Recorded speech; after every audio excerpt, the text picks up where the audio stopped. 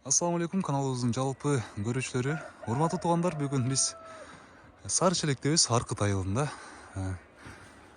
Аркыт айылынын урматтуу туугандар, көпчүлүгүңүздөр билесиздер, кээбиркилериңиздер билбейсиздер. Сары Челек деп түшүнөбүз баарыбыз эле. Сары Челек көлү ошол тоо жакта жайгашкан. Биз Сары Челекке келгенде ушу прямо эле түз эле көлгө барабыз, көлдү көрөбүз, көлдөй салабыз, кайтабыз. А бирок могу айылындагы коозлукту көп деле байкабай калган учурлар көп эле болот. Келебиз да түз эле көлгө өтөбүз, көлдү көрөбүз, аны кайра үйүбүзгө кетип калабыз. А бирок могу айылдын жашоосун, айылдын ичиндеги коозлуктарды, могу айылдын четиндеги ушундай сонун токойлорду байкабай кетип калгандарыбыз канча. Азыр мен силерге ушул жаңак токойду бир сыйрамдай көрсөтүп коеюн деп чечтим. Караңыздарчы, канчалаган чоң жаңактар, токойдун кенендигин айтыңыздар. Ушул бойдон кетет экен анча эле наракка. Мындайча айтканда, бул айыл ушундай токой менен курчалган.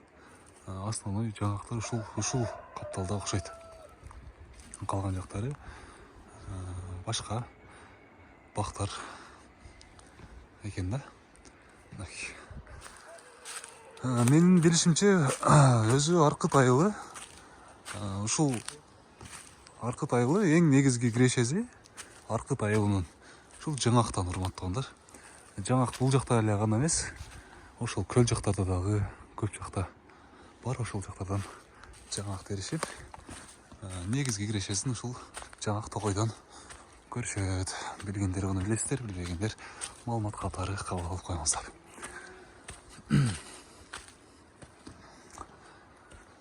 Бул жак жалгыз келсең коркунучтуу экен.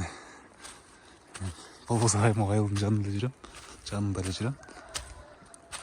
Жалгыз коркунучтуураак экен. Караңыздарчы, бияк айыл, бияк ушундай токой. Азыр да могу жаңактын жалбырактары чыга элек да. Уже булар көктөп, гүлдөп, жалбырактары түйүп калган да. Бияктын караңгы болуп калат болуш керек.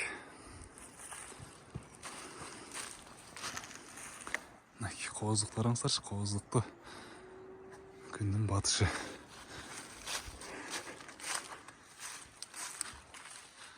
Анан урматтуу туугандар, дагы сиздерге баса белгилеп айтып кетчү нерсе. Сары Челекке келгенде башта айтып өткөндөй түз эле көлгө кетип калбастан, сөзсүз ушул айылда бир күн түнөңүздөр. Биякта көп мейманканалар көп. Дээрлик ар бир 3-чү үй мейманканада. Келип эшигин какылап сурасаңыздар,